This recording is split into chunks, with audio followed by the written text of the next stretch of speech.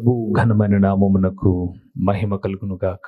మన ప్రభువును రక్షకుడునునైన యేసుక్రీస్తుల వారి యొక్క ప్రశస్తమైన నామమునకే మహిమ, ఘనత, ప్రభావములు యుగయుగములకు కలుగును గాక. సర్వాధికారి అయిన దేవుడు ఆయన గొప్ప కనికరమును బట్టి మరొక శ్రేష్టమైన శుభదినములో దేవుని మాటలు మనము ధ్యానము చేయుటకు ప్రభువు మనకు ఇచ్చినటువంటి ఈ గొప్ప సదవకాశమును బట్టి దేవాది దేవునికి మనము ఎంతగానో కృతజ్ఞతాస్తుతులు చెల్లించబద్దులమై ఉన్నాము. అదే సమయంలో దేవుని వాక్యం వినుటకు దేవుని పాదముల చెంత కూర్చున్న దేవుని ప్రియబిడ్డలైన మీ అందరికీ కూడా మన ప్రభు అయిన యేసుక్రీస్తు పేరట శుభవందనములు తెలియచేయచ్చు ఉన్నాను. ప్రభువునందు ప్రియమైన వారులారా, బాగున్నారు కదండి అందరూ? మీ అందరి ఆత్మీయ క్షేమము నిమిత్తమై ఒక దైవజనుడిగా మానక ప్రార్థిస్తూ ఉన్నాము అని తెలియచేయుటకు సంతోషిస్తూ ఉన్నాము.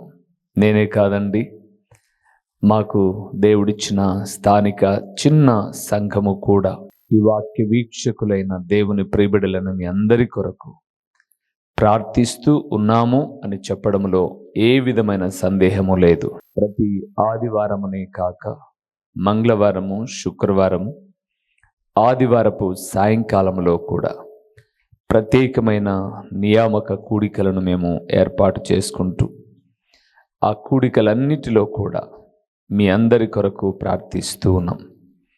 మీరు కూడా ఈ భారభరితమైన పరిచర్య కొరకు మీ వంతుగా మీ ప్రార్థనా సహకారం అందిస్తూ పరిచర్యను ఎప్పటికప్పుడు ప్రోత్సహించాలి అని మనవి చేస్తూ ముందుకు వెళ్తూ ఉన్నాను. ఈ దిన కాలమున మనము ధ్యానము చేయబోతున్న అంశ భాగము ఏమిటి అనగా, దేవుని నమ్మిన వారికి ఉండవలసిన స్థిరమైనవి ఏమిటి. నేను ఒక పదాన్ని పదే పదే పలుకుతూ ఉన్నప్పుడే ఈరోజు మనం ధ్యానం చేయబోయే అంశ భాగములో ప్రాముఖ్యమైనది స్థిరము అనే దాని గురించి అని మీకు అర్థమైపోయింది. ప్రతి సందేశంలో కూడా ప్రాముఖ్యమైన విషయాన్ని నొక్కి చెబుతూ ఉన్నప్పుడు మీరు వెంటనే సందేశంలోనికి కనెక్ట్ అయిపోతున్నారు అని దైవజనుడిగా నేను విశ్వసిస్తూ ఉన్నాను. రండి, కొన్ని మూల వాక్యాలను చూద్దాం. తదుపరి మీకు వాక్య భావనలో వివరణ ఇస్తాను. దినవృత్తాంతములు మొదటి గ్రంథము 17వ అధ్యాయము 14వ వచనాన్ని ఒక్కసారి మనం ధ్యానం చేద్దాం. నా మందిరమందును నా రాజ్యమందును నేను నిత్యము అతని స్థిరపరచెదను. అతని సింహాసనము ఎన్నటికి స్థిరముగా నుండునని అతనికి తెలియచేయుము. చాలు. ప్రభువునందు ప్రియమైన వారులారా, దేవుని సేవకుడు, దేవుని దాసుడు, ఇశ్రాయేలుల రెండవ రాజు అయినటువంటి దావీదు దేవుని మందిరాన్ని కట్టాలని బహు ఆశ కలిగిన వాడు. నేను ఎప్పుడూ ఒక మాట జ్ఞాపకం చేస్తూ ఉంటాను. మనకు ఎన్నో ఆశలు ఉండవచ్చు, కానీ దేవుని ఆలోచన మాత్రము స్థిరము. ప్రియులారా, మనం ఆలోచించినవి అన్నీ కూడా జరుగుతాయి అని అనుకోమాకండి. దేవుని ఆలోచనే సదాకాలము నిలిచేది. దావీదు మందిరాన్ని కట్టాలనుకున్నాడు, కానీ దేవుడు దాన్ని ఇష్టపడ్డంలా. అందుకే 17వ అధ్యాయంలో చాలా చక్కటి విషయాలు దావీదు గురించి మాట్లాడతాడు. నువ్వు కట్టించాలనుకున్న ఆలయము, దాని గురించిన ఆశ మంచిదే దావీదు, నాతాను అనబడే ప్రవక్త అంటాడు. కానీ ఆలయము కట్టించుట నీ చేత కాదు అని అంటాడు నాతాను. 5వ వచనంలో మాట రాయబడింది. తర్వాత 8వ వచనంలో అంటాడు, గొర్రెల వెంబడి తిరిగే నిన్ను గొర్రెల దొడ్డిలో నుంచి తీసి నీవు వెళ్ళిన చోట ఎల్లా కూడా నీకు తోడుగా ఉండి నిన్ను ద్వేషించిన వారిని నీ ముందర నిలవనీయక నిర్మూలము చేసి లోకములో ఘనులకుండే ఒక పేరు నీకు కలుగ చేశాడు. చాలా యుద్ధాలు చేసావు దావీదు, రక్తము ఒలికించావు, ఎన్నో గొప్ప గొప్ప ఘనమైన కార్యాలు దేవుడు నీ ద్వారా చేయించుకున్నాడు. కానీ మందిరము కట్టే పని దేవుడు నీ చేత చేయించుకోవడానికి ఇష్టపడడం లేదు. అది నీ నడుమున పుట్టేటటువంటి నీ కుమారుడైనటువంటి సొలొమోను ద్వారా చేయించుకుంటానికి ఇష్టపడుతున్నాడు అని చెబుతూ, నా మందిరమునందు నేను నిత్యము అతని స్థిరపరచెదను, అతని సింహాసనము ఎన్నటెన్నటికి స్థిరముగా ఉండును అని సొలొమోను గురించి చెప్పగానే దావీదు దేవుని సన్నిధిన కూర్చుండి ఒక గొప్ప ప్రార్థన చేస్తాడు. 17వ వచనంలో 16 నుంచి అంటాడు, ఇంతగా నన్ను జ్ఞాపకం చేసుకొనుటకు నేనెంతటి వాడను, నా కుటుంబం ఏపాటిది, నా ఇల్లు ఏపాటిది ప్రభువా. నువ్వు ఎంత మంచి ఆలోచన కలిగి ఉన్నావు, వాటిని బట్టి నీ ఘననామమునకు మహిమ. మాట ఇచ్చిన దేవుడు నమ్మదగిన వాడు కాబట్టి అలాగే జరుగునుగాక అన్నాడు. సరే, ఇక్కడ నేను చెప్పాలనుకున్న మాట ఏంటంటే, దేవుడు తన దాసుడైన సొలొమోను గురించి మాట్లాడుతూ, నేను అతని రాజ్యమందు అతని నిత్యము స్థిరపరచెదను, అతని సింహాసనము ఎన్నటెన్నటికి స్థిరముగా ఉండును అన్నాడు. ప్రభువునందు ప్రియమైన వారలారా, ఒక విధంగా ఈ మాటను మనం చూస్తూ ఉన్నప్పుడు దేవుడు సొలొమోనును స్థిరపరచడానికి ఇష్టపడ్డాడు, అతని సింహాసనాన్ని స్థిరపరచడానికి ఇష్టపడ్డాడు. కాలక్రమేణా సొలొమోను కూడా అన్య స్త్రీలను వివాహము చేసుకొని తద్వారా చేసిన తప్పిదాన్ని బట్టి, దేవుడిచ్చిన మాటను బట్టి 2 గోత్రాలను స్థిరపరిచి యూదా వారిగా ఆ సింహాసనంలో నుంచి ప్రభు అయిన యేసుక్రీస్తు వారిని తీసుకువచ్చాడు అన్న విషయాన్ని తర్వాత మనం చూస్తాం. అయితే దేవుని నమ్మిన వారికి స్థిరముగా ఉండవలసినవి ఏవి అని మనం చూస్తున్నప్పుడు, దేవుడు తన దాసుడైన దావీదును బట్టి తన కుమారుడైనటువంటి సొలొమోను ద్వారా తన రాజ్యమును స్థిరపరుస్తాను అన్నాడు. ఈ మాటను చూస్తున్నప్పుడు అపోస్తలుడైన పౌలు ఒక మాట అన్నాడు, చూద్దామా?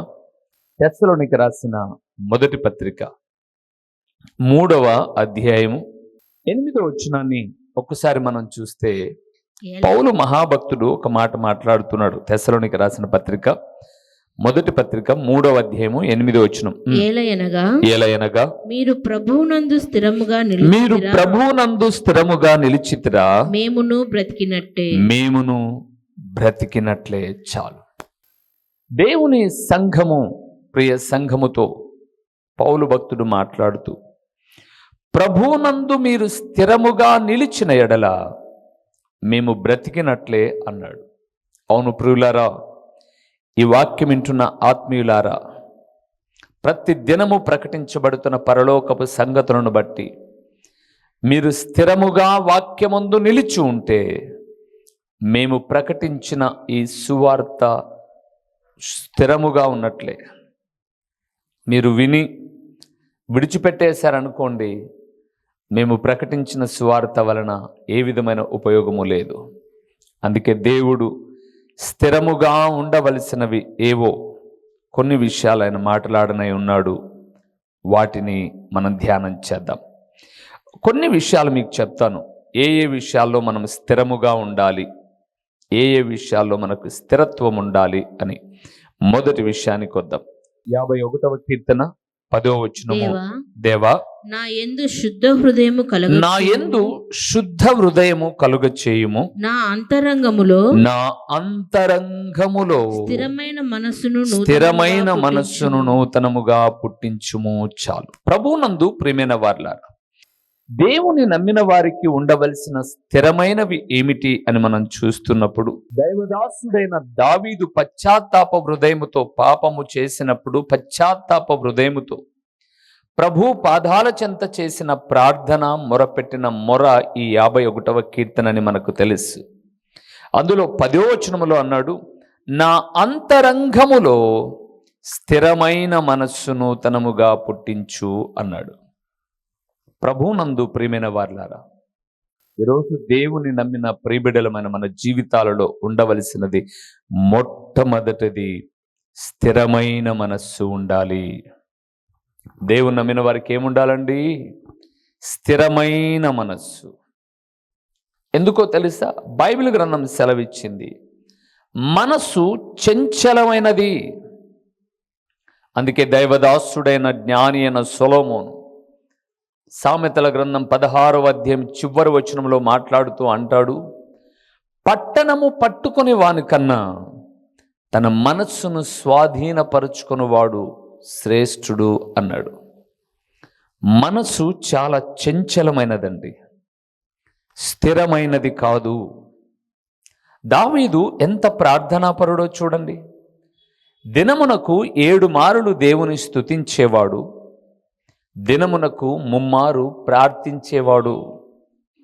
7 మారులు స్తుతించేవాడు, 3 మారు ప్రార్థించేవాడు.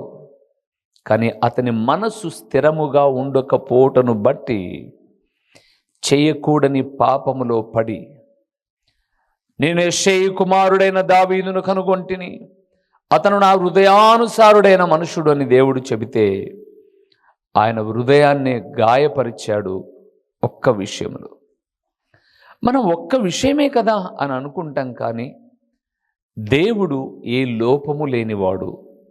తన ప్రియ కుమారుడైన యేసుక్రీస్తు వారిని ఈ లోకానికి పంపించినప్పుడు, మనిషిగా పంపించినప్పుడు, ఆయన లోకములో జీవిస్తున్నప్పుడు మనిషిగానే ఉంటూ దైవత్వాన్ని కలిగిన పరిశుద్ధుడు, ఏ లోపము లేనివాడు.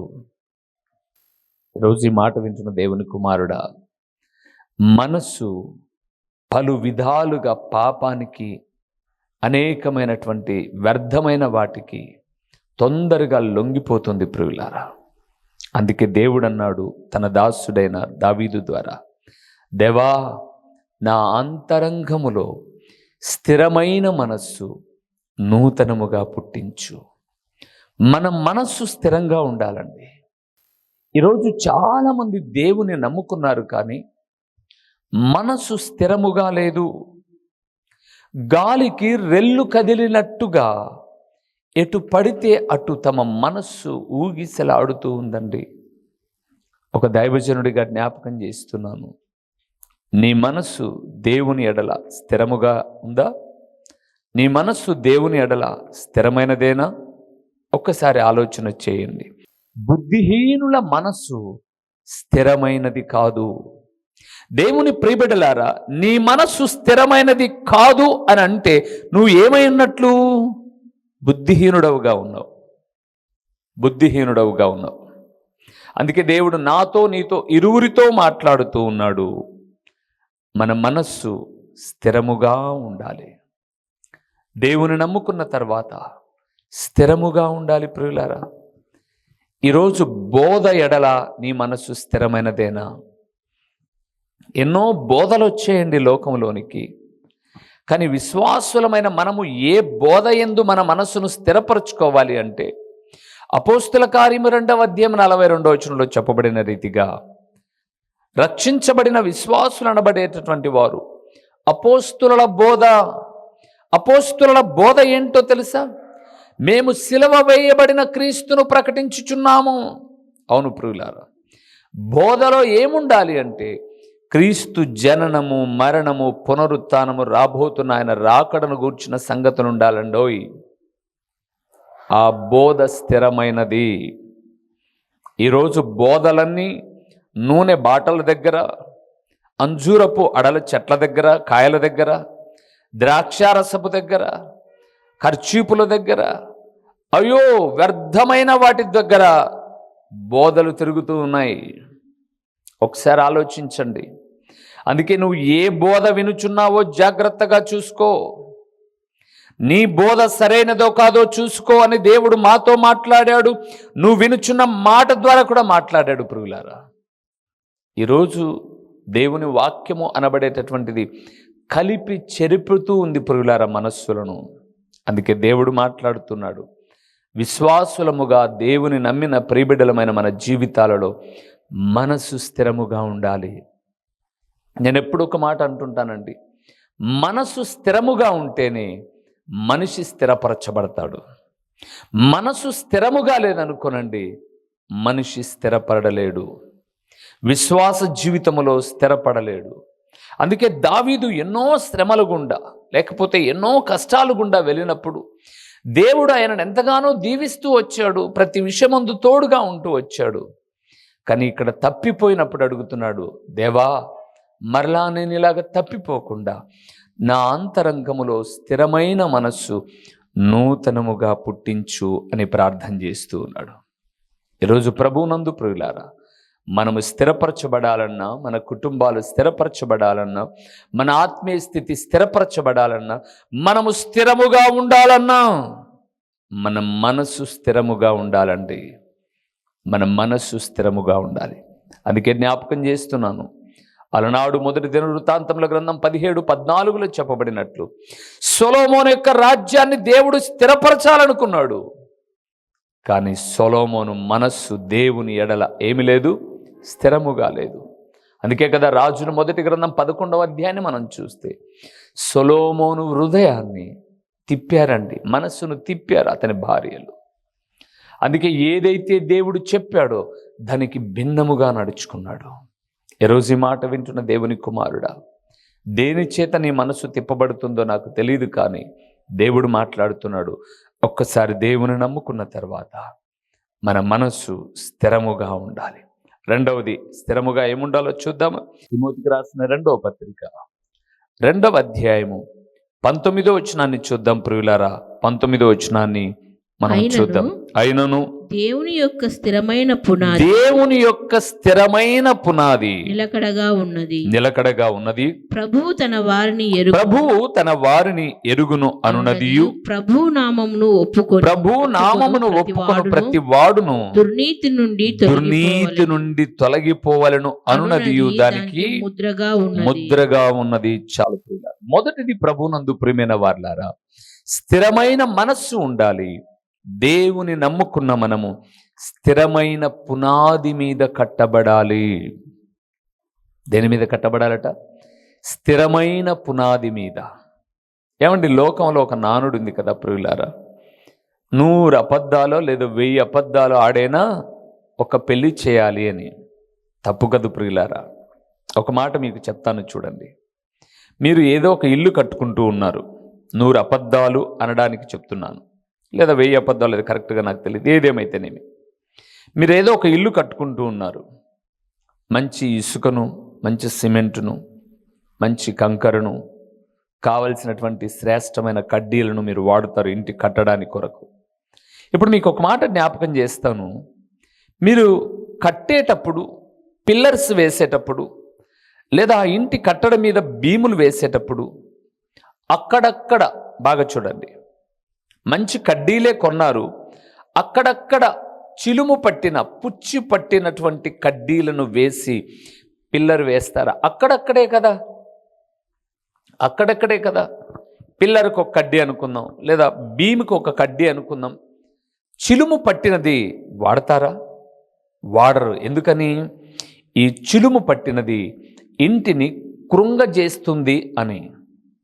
అంటే 100 కడ్డీలలో ఒక చిలుము పట్టిన కడ్డీ కూడా మీ ఇంటిని కృంగ చేస్తే, ఒక్క అబద్ధము 1000 అబద్ధాలైన, ఒక్క అబద్ధమైన ఆ సంసారాలను నిలబెడుతుందంటారా? పాడు చేయదా? మరి జ్ఞాపకం చేస్తున్నాను, దేవుని నమ్మిన ప్రియబిడ్డలమైన మన జీవితాలలో స్థిరమైన పునాది మీద ఉండాలి ప్రియులారా. ఏమిటండి స్థిరమైన పునాది? మీకు తెలిసి మత్తయి రాసిన సువార్త 16వ అధ్యాయం 18వ వచనానికి వెళ్తున్నప్పుడు, మరియు పేతురువు ఈ బండ మీద నా సంఘమును కట్టుదును అన్నాడు. అంటే ఏ పునాది మీద కట్టాలి? 7వ అధ్యాయం మత్తయి సువార్త అయితేనేమి, ఆయా సువార్తలోనికి వెళ్తున్నప్పుడు 2 ఇల్లు కడుతూ ఉన్నారు. ఒకడు ఇసుక మీద కట్టాడు, ఒకడేమో రాయి మీద కట్టాడు. రెండిటికి గాలి వచ్చింది, వాన వచ్చింది. ఇసుక మీద కట్టినది పునాది సరిగా లేదు కాబట్టి గొప్ప పాటు పడిపోయింది. దాని కింద ఉన్న వారందరూ కూలిపోయారు. కానీ బండ మీద కట్టబడినది వాన వచ్చినా, వరదలు వచ్చినా అది బెనకలేదు, తొనకలేదు ప్రియులారా. ఎందుకో తెలుసా? అది కట్టబడినది రాయి మీద. ఏ రాయి? బైబిల్ గ్రంథం సెలవిస్తుంది. అపోస్తలుడైన పౌలు పేతురు గారితో మాట్లాడుతూ అంటున్నాడు, పేతురు గారు, తృణీకరించబడిన రాయి మూలకు తలరాయి ఆయను. ఈ రాయి ప్రభు అయిన యేసుక్రీస్తు. దేవుని బిడ్డలారా, దేని మీద కట్టబడాలి అంటే స్థిరమైన పునాది మీద కట్టబడాలి అంటున్నాడు. చూడండి, అపోస్తలుడైన పౌలు తన ఆత్మీయ కుమారుడైన తిమోతికి రాస్తూ 2వ పత్రిక 2వ అధ్యాయం 19వ వచనంలో, ఏంటి ఆ స్థిరమైన పునాది? ప్రభు అయిన యేసుక్రీస్తే. ఈరోజు పునాదులు దేని మీద కట్టుకుంటున్నారు? రకరకాలైన పేర్లు చెప్తున్నారండి. అయ్యగార్ల పేర్లు చెప్తున్నారు, కానీ ప్రభు అయిన యేసుక్రీస్తుని గురించి చెప్పడం లేదు. రూబేను అనే బండ మీద కట్టుకోకూడదు. నేను ఎంత మంచి వాక్యము చెప్పినా, నాలాంటి దైవజనులు ఎన్ని గొప్ప గొప్ప సంగతులు చెప్పినా, అద్భుతాలు చేసిన, మహత్కార్యములు చేసిన, సంఘమునకు ఆధారమైన వారు కాదు, మనిషి కాదు, ప్రభు అయిన యేసుక్రీస్తు. ప్రియులారా, ఈరోజు చాలామంది ఫ్యాన్స్ అయిపోయారండి. అలాంటి సేవకునికి ఫేవరెట్ అయిపోయారు. వాళ్ళు తప్పు చెప్పినా రైటే, ఒప్పు చెప్పినా రైటే. అది ఎలాగా? క్రీస్తు అనే బండ మీద మన పునాదిని మనం కట్టుకోవాలి. ఎందుకో తెలుసా? అది స్థిరమైన పునాది. క్రీస్తు మీద కట్టుకున్నవాడు శ్రమలొచ్చినా, నిందలొచ్చినా, బాధలొచ్చినా, మరణమే వచ్చినా, అందుకే మీరు తర్వాత చదవండి, రోమీలకు రాసిన పత్రిక 8వ అధ్యాయము 31 నుంచి చదువుకుంటూ వస్తే పౌలు అంటాడు, శ్రమైనను, హింసైనను, ఉపద్రవమైనను, అట్టిది మరి ఏదైనను క్రీస్తు ప్రేమ నుండి మమ్మలను ఎడబాపువాడు ఎవడు ఎడబాపుతాడు? అందుకే దేవునిందు ప్రియమైన వార్లారా, దేవుని ప్రియబిడ్డలమైనటువంటి మన ఆధ్యాత్మిక జీవితాలలో స్థిరమైన మనస్సు ఉండాలి, స్థిరమైన పునాది ఉండాలి. పునాది చక్కగా ఉంటే కట్టడం ఎంతైనా కట్టేయచ్చండి. మా ఇంటి ప్రక్కన ఒక చిన్న ఇల్లు కట్టుకున్నాం. ఆ రోజు మమ్మల్ని ఆ ఇల్లు కట్టుకునేటప్పుడు కొంతమంది భయపడిచ్చారు ఆక్యుపేషన్ చేసుకోవాలని. అప్పుడు మేము చక్కటి పునాది వేయలేకపోయాం. టెంపరవరీగా ఏదో అలాగే కట్టేసుకున్నాము. ఇప్పుడు దాని మీద ఏది కట్టాలన్నా భయమే. ఎందుకు తెలుసా? పునాది లోపలికి లేదు. మేము మందిరాన్ని కట్టేటప్పుడు ఎన్నో అడ్డంకులు వచ్చిన పునాది బాగా వేశాం. ఇంజనీర్సు లేకపోతే గొప్ప పనివారు చెప్పిన మాట ఏంటంటే, ఈ కట్టడం మీద ఒక 3 కట్టడాలు వేసిన, సో దీని పునాది బాగా ఉంది కాబట్టి తొనకదు అన్నారు. అందుకే పునాది బాగా ఉంటే ఇల్లు ఎత్తుగా వెళ్ళిపోతుంది. ఆ మధ్యకాలం నేను ఒక విషయాన్ని చూశాను ప్రియులారా. బాంబేలోనట ఒక గొప్ప పునాది, ఒక గొప్ప ఇల్లు కట్టారు. అది తొందరగా కూలిపోయింది. ఏంటి అనంటే పునాది సరిగా లేదు. గొప్ప గొప్ప చోట్ల పునాది లోపలికి, ఎంత లోపలికి పునాది వెళ్తే అంత పైకి ఎత్తు వెళ్ళొచ్చు. చూడండి, చెట్టు వేరు ఎంత లోపలికి వెళ్తే చెట్టు అంత పైకి వెళ్తుంది. వేరు పైనే ఉందనుకోండి, చెట్టు తొందరగా ఏమైపోతుంది? కూలిపోతుంది. అందుకే క్రీస్తు అనే బండ మీద స్థిరమైన పునాది వేసుకుంటే వారి మనసు స్థిరముగా ఉంటుంది. ఇంకొక మాట చెప్పమంటారా? 3వ విషయాన్ని చెప్తాను, చూడండి ప్రియులారా. హెబ్రీలకు రాసిన పత్రిక 10వ అధ్యాయము 34వ వచనాన్ని, స్థిరమైనది అనే దాని మీద మాట్లాడుతున్నాను ప్రియులారా. 10వ అధ్యాయము 34వ వచనం, ఎలాగనగా మీరు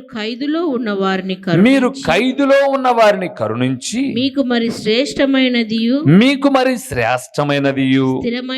స్థిరమైనదియునైన స్వాస్థ్యమున్నదని ఎరిగి మీ ఆస్తి కోల్పోవుటకు సంతోషముగా ఒప్పుకొంటిరి. చాలు ప్రియులారా. 3వదండి, మొదటిది స్థిరమైన మనస్సు ఉండాలి ఉన్నతమైన పరలోక రాజ్యాన్ని చేరుకోవడానికి. 2వది స్థిరమైన పునాది మీద కట్టబడాలి. 3వది స్థిరమైన స్వాస్థ్యమును సంపాదించుకోవాలి. స్థిరమైన స్వాస్థ్యము అంటే ఆస్తి. ఏమండి, భూమి మీద నివసిస్తున్న ఆయన ప్రియబిడ్డలమైన మనందరికీ ఏదో దేవుడిచ్చినంత వరకు సొంత ఇల్లులు ఉన్నాయి, సొంత మందిరాలు ఉన్నాయి కదండి. అయితే నేను చెప్తాను, ఇవి స్థిరమా? ఇవి స్థిరమా? కాదు కదా ప్రియులారా.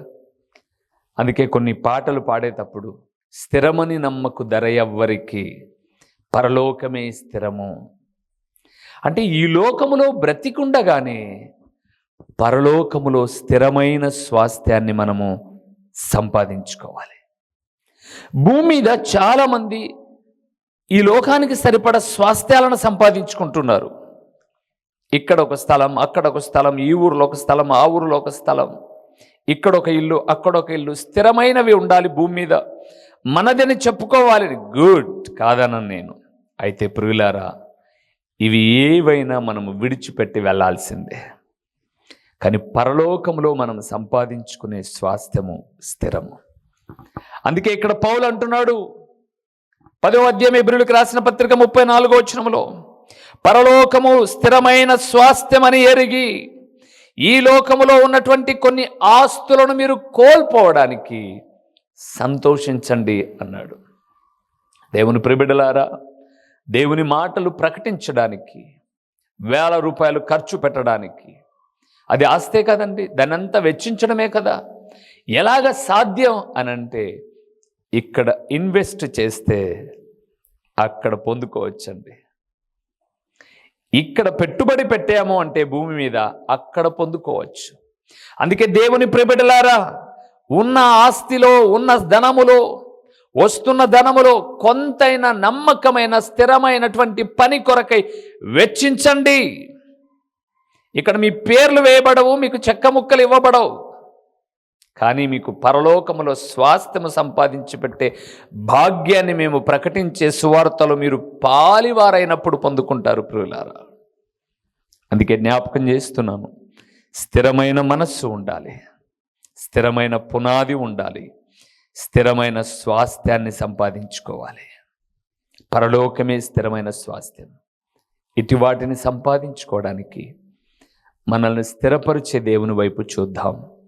ఇటు స్థిరమైనవి ప్రభువుతో యుగయుగాలు ఉండేటట్టు చేస్తాయి. సమయం అయిపోయింది, ప్రార్థన చేద్దాం.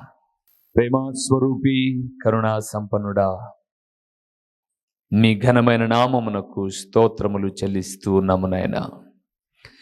నిన్ను నమ్మిన ప్రియబిడ్డలమైన మేము ఎట్టి విషయాలలో స్థిరముగా ఉండాలో మీరు పలికిన విలువైన పరలోకపు సంగతులను ధ్యానం చేస్తున్నప్పుడు మా మనసు స్థిరముగా ఉండాలి అని, మేము స్థిరమైన పునాది మీద కట్టబడాలి అని, స్థిరమైన స్వాస్థ్యమును సంపాదించుకోవాలని ఓ తండ్రి మీరు మాట్లాడిన అత్యంత విలువైన పరలోకపు సంగతులను బట్టి స్తోత్రములు. ఈ వాక్యమైన మా ప్రియులైనటువంటి వారందరూ కూడా ఇట్టి స్థిరమైన వాటిని సంపాదించుకొని స్వాస్థ్యముతో పాలు పొందడానికి సహాయం చేయండి. ప్రకటించబడిన పరలోకపు సంగతులు వ్యర్థముగా పోకుండా ఓ తండ్రి, సారవంతమైన నేలను పడిన విత్తనము వలె 30 అంతలుగా 60 అంతలుగా 100 అంతలుగా ఫలింపచేసి మీ ఘననామమునకు మహిమ ఘనత ప్రభావములు మీరు కలుగు చేసుకొనుమని ఎంతైనా నమ్మదగిన దేవుడవని మీకు స్తుతులు చెల్లించుకుంటూ యేసు నామములో అడిగి పొందియున్నాము తండ్రి, ఆమేన్. మా చిరునామా దైవజనుడు బ్రదర్ ఓ రూబేన్ గారు, క్రీస్తు ప్రార్థనా మందిరం, డోర్ నెంబర్ 1-10-386, నగరిగుట్ట, పులివెందుల, కడప జిల్లా. మీ ప్రార్థనా అవసరాల కొరకై సెల్ నంబర్ 9989067409.